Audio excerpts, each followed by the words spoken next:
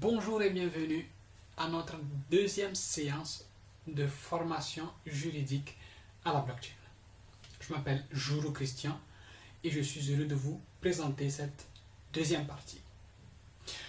La dernière fois, lorsque nous nous sommes séparés, nous nous étions arrêtés sur deux dates importantes qui étaient 1450, disons 54 maximum,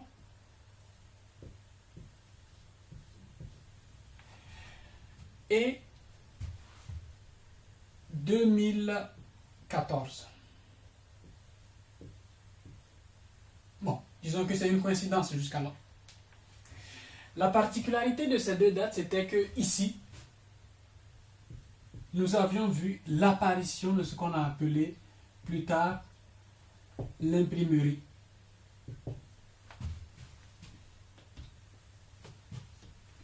Tandis que ici, nous avions vu que un réseau d'un nouveau genre était apparu et que ce réseau permettait d'échanger de la valeur.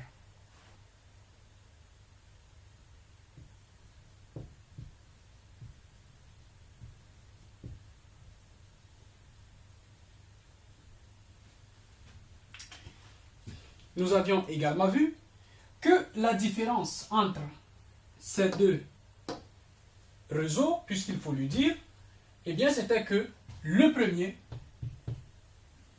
l'imprimerie, donc I, était centralisé.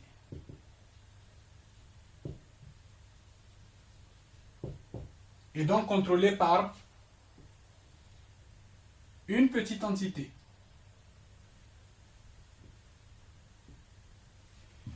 Et puis nous avions vu que ce deuxième réseau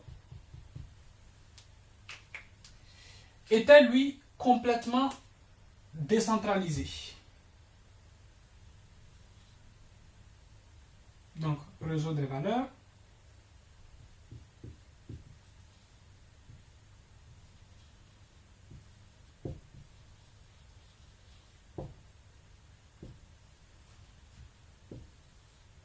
Qui dit décentralisé dit plusieurs personnes qui détiennent un petit bout du pouvoir. Et donc, on est en 2014. Et on vient de s'entendre dire que, eh bien, à partir de maintenant, il y a cette possibilité de prendre un chemin différent de celui que l'on avait pris l'habitude de prendre. Ça veut dire que si l'on voulait, donc c'est comme si vous marchez, donc vous venez de là, et vous arrivez à ce point-là. Et à ce point-là, on vous dit, vous avez le choix entre prendre le chemin-là de la centralité ou celui-là de la décentralisation. Et on vous donne des conditions. Si vous prenez le chemin de la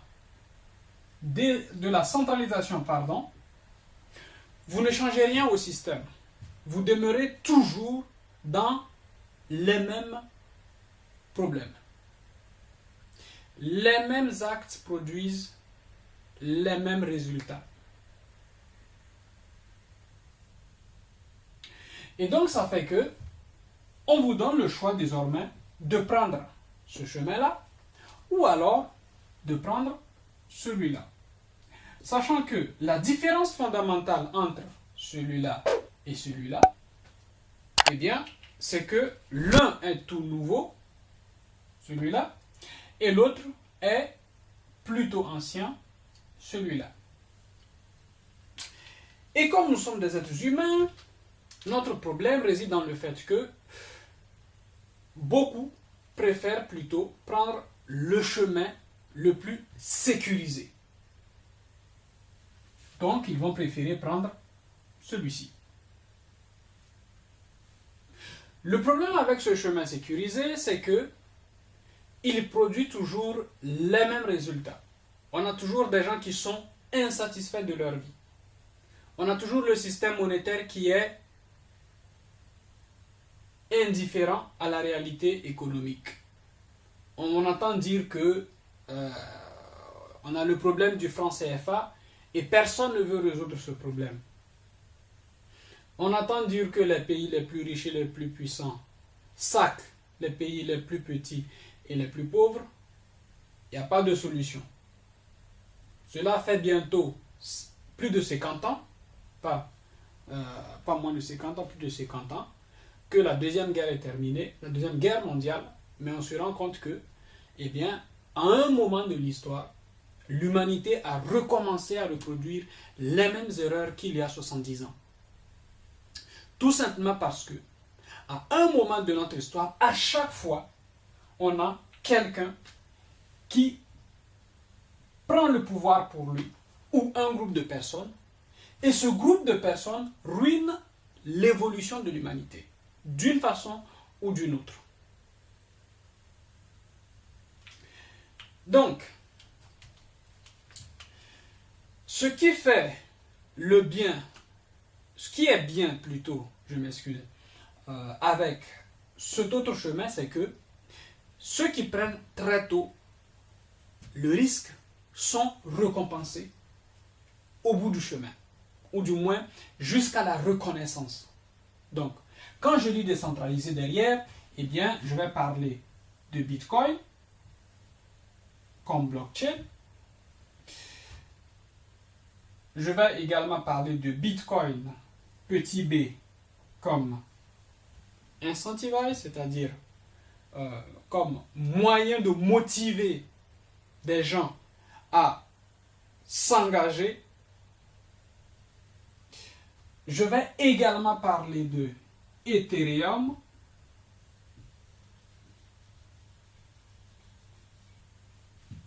Et le moyen qui pousse les gens à s'engager, l'Ether.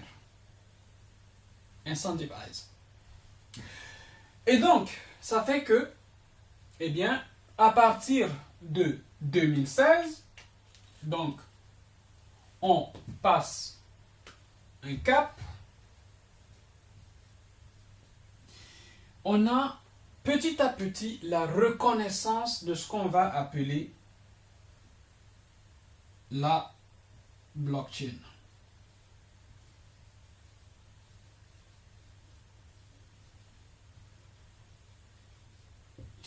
Et donc en 2016, on a The Economist.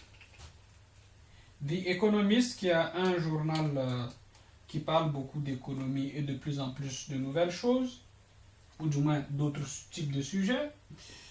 The Economist qui va commencer à parler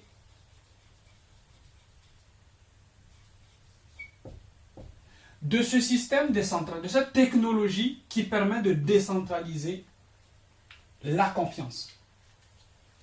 Un mot super important pour l'humanité. La confiance. C'est central à tout.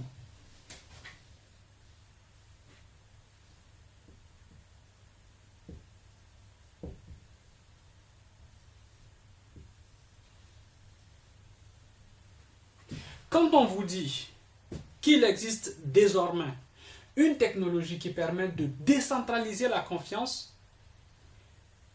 dans un système qui est plutôt centralisé, c'est qu'on se met directement en porte-à-faux avec ce même système. Ça veut dire que ce petit groupe de personnes qui jusqu'alors étaient les seuls à détenir une certaine vérité, peut-être parfois à la manipuler, suivant leurs intérêts, eh bien ce petit groupe de personnes trouve un concurrent indésirable. La particularité de ce concurrent indésirable que nous appelons la blockchain, eh bien, c'est que ce concurrent permet de faire tout ce que le système centralisé fait déjà. Mais avec un petit bonus en plus, c'est que on a un plus grand nombre de personnes qui détiennent le pouvoir. Donc, ce qui va se passer ici, c'est que avec la confiance qui est désormais décentralisée, eh bien, plusieurs choses vont arriver. Et parmi les choses qui vont arriver, on va essayer de comprendre c'est quoi cette confiance décentralisée. Elle est construite sur quoi? Comment est-ce qu'on peut expliquer le plus facilement possible cette technologie de confiance décentralisée? Eh bien, pour l'expliquer, c'est très simple. On va faire des analogies. Lorsque vous êtes dans le système centralisé, vous avez ce qu'on va appeler un support de base qui accueille tout type d'informations. Jusque dans les années 1990, c'était par excellence et principalement le papier. C'était le registre, c'était le carnet, c'était le livre, c'était le reçu, c'était la facture papier. C'était les registres de naissance. Donc, dans ce système centralisé, la confiance était conservée grâce à des livres. Des livres en papier. Donc, j'ai mon livre.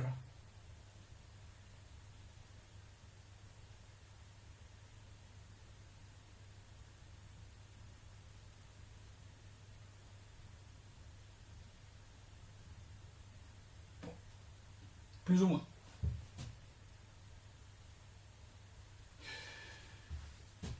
La particularité de mon livre, eh bien, c'est qu'il a beaucoup de feuilles. Donc, lorsque j'ouvre mon livre,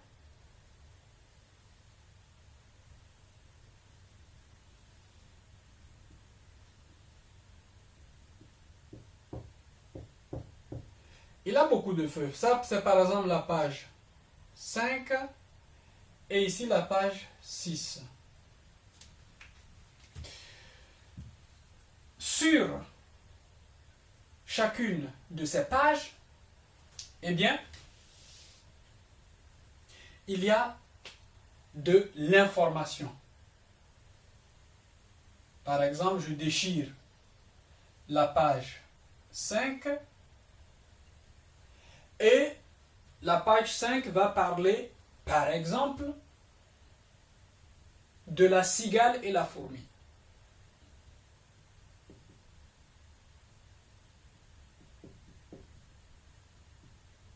Voilà. Donc, page 5, la cigale et la fourmi, le début de l'histoire de la cigale et de la fourmi. Eh bien, sachez que, comme je vous le disais tout à l'heure, ce système-là qu'on a ici va se retrouver là également. Et nous allons le voir. Alors, nous allons expliquer le système décentralisé. Et pour cela, nous allons partir de la fin. Dans une blockchain, on a des écritures. Ça peut être la cigale et la fourmi, tout comme ça peut être tout simplement une transaction monétaire. Donc, on a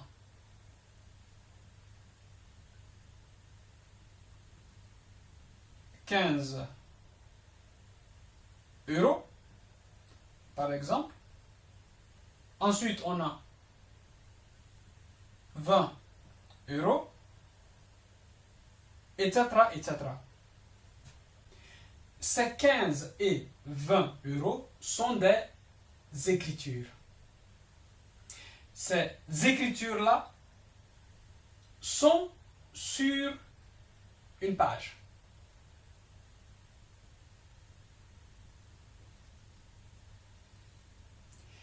Et cette page-là, c'est ce qu'on va appeler le bloc.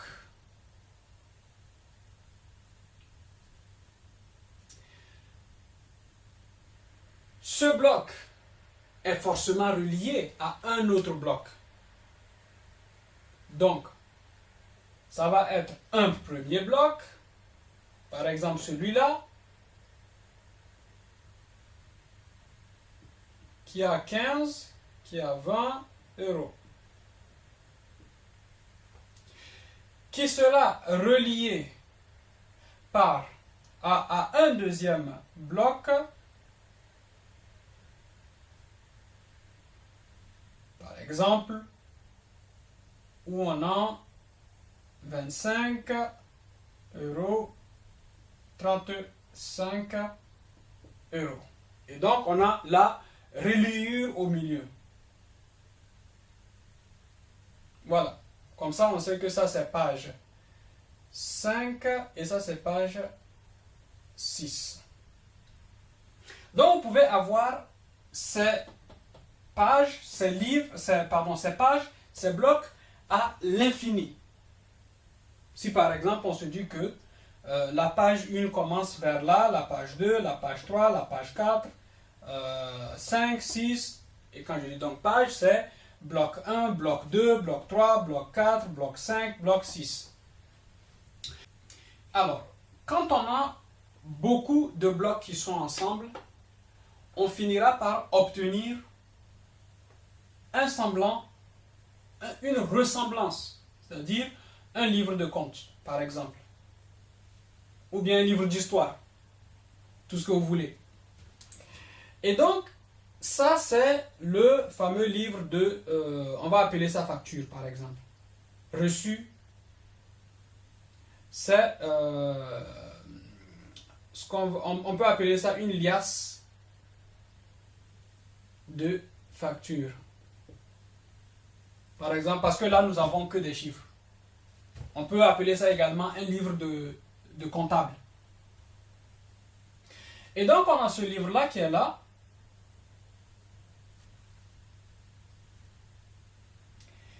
Et comme on nous dit que c'est décentralisé, eh bien, on n'a pas un seul livre en réalité.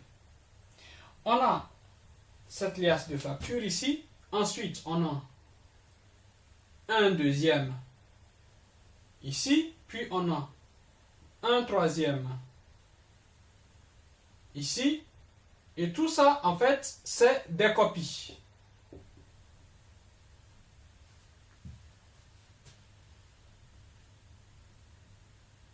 Et donc, comme je vous le disais, il y a des gens, de petites personnes, de petites entités, qui ont toutes une copie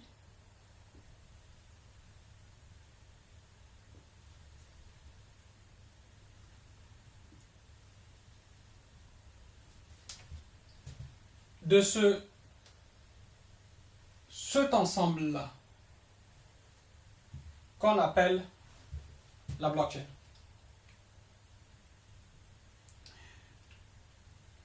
Qu'est-ce que cela suppose? Cela suppose que si je viens et que je déchire la page 5, comme je l'ai fait ici, lorsque une personne viendra et lira la page 3, quand elle va arriver à la page 6 du livre, elle va se rendre compte qu'il manque une certaine logique. Par contre, elle n'a pas la preuve que la page 5 a été arrachée.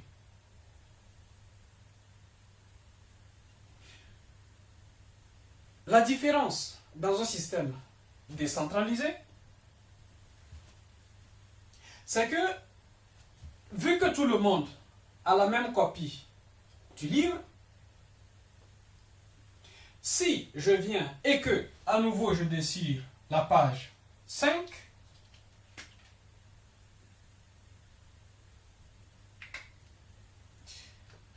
instantanément, il va y avoir un problème. Tous ces gens-là vont se concerter pour se poser une seule question. Où est passée la page 5? Est-ce que c'est nous qui avons tort ou bien c'est par exemple lui qui n'a pas raison? Et donc, vu que le système fait en sorte que plusieurs personnes, des centaines, des milliers,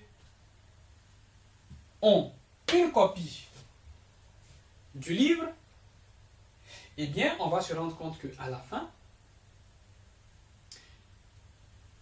si les informations portent à croire que lui, il n'a pas raison et ces deux-là ont raison, eh bien, celui-là, on ne va plus lui faire confiance, on peut le sortir du système. Parce qu'on va lui dire, tu as arraché la page 5. Pourquoi? Et en fait, on ne regarde plus tellement la raison parce que lui, en arrachant la page 5, a voulu être malhonnête dans le système. Il a voulu manipuler l'information. Pourquoi? Pour ses intérêts, par exemple. Est-ce que vous comprenez maintenant ce pourquoi je dis, ou que nous disons dans la communauté, dans la crypto-communauté ou bien la cryptosphère, ça s'appelle de plusieurs façons, une confiance décentralisée. Décentralisée, mais dans la main de plusieurs personnes, plusieurs entités qui peuvent à tout moment, vu qu'elles ont des intérêts parfois différents et opposés, se remettre en question, se positionner sur un fait. Le système fonctionne pour assurer la confiance, quels que soient mes intérêts. Par exemple, moi je ne vais pas aller utiliser Ethereum, ce réseau de valeurs, de la même façon que par exemple un juge. Ou bien prenons un cas extrême, je ne vais pas utiliser le réseau Ethereum de la même façon que un comptable le fera. Moi, en utilisant le réseau Ethereum, moi qui suis juriste, qui a un background juriste, je vais vouloir par exemple m'assurer que les documents que mes clients possèdent ne seront pas modifiés. Parce que ces documents-là, c'est des contrats entre par exemple une, deux ou plusieurs personnes. Et donc, je dois m'assurer que ce soit demain, ou dans 50 ans, ou dans 100 ans que ces contrats-là doivent venir à terme, eh bien, que personne n'en change une seule virgule. Or, ce que nous avons vu, c'est que nous avons vu, par exemple, dans le système centralisé, à tout instant, une interprétation erronée d'un contrat qui a mené à un désastre, parfois des désastres humains. Par exemple, une manipulation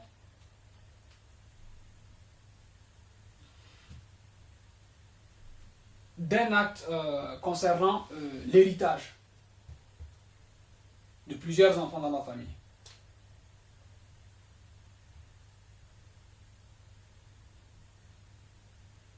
Ou alors, une manipulation, une interprétation erronée d'un contrat entre deux personnes. Eh bien, c'est pour répondre à ces événements imprévisibles que la blockchain est apparue en 2008. Et mieux encore, c'est pour pouvoir rendre plus efficace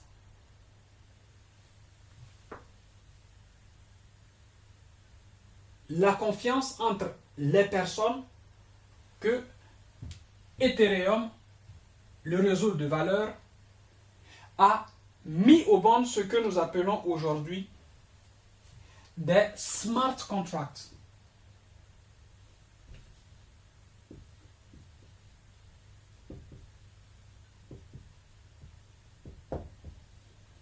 Nous y reviendrons un peu plus tard. Mais en quelques mots,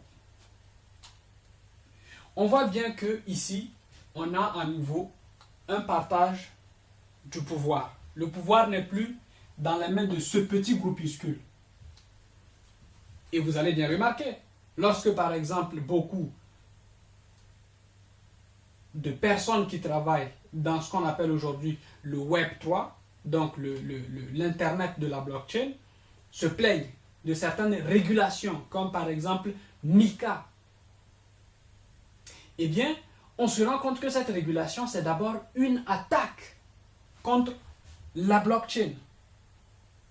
Parce que cette régulation ne tient pas compte des réalités de cette nouvelle technologie au sein de l'Union européenne. Or, le problème, justement, c'est que nous avons beaucoup de personnes qui voudraient bien saisir un juriste pour qu'il défende leurs droits. Mais les juristes, ils ont été éduqués pour défendre un système uniquement centralisé.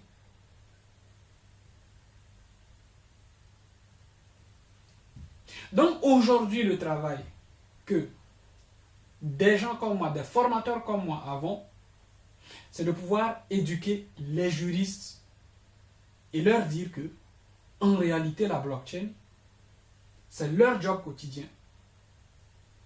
C'est assurer la confiance et protéger les droits de ceux qui travaillent dans ce système-là.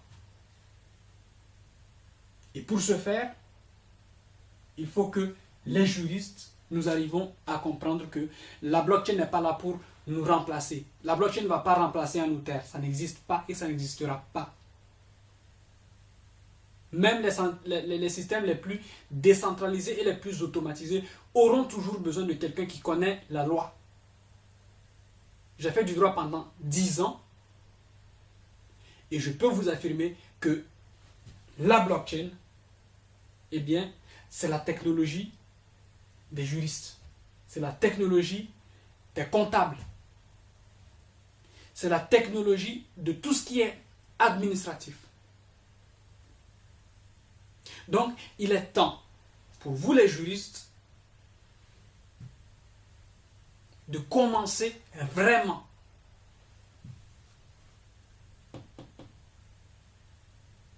à vous engager et à en faire vôtre cet outil de décentralisation. Vous travaillerez pour deux maîtres, pour l'État, mais également pour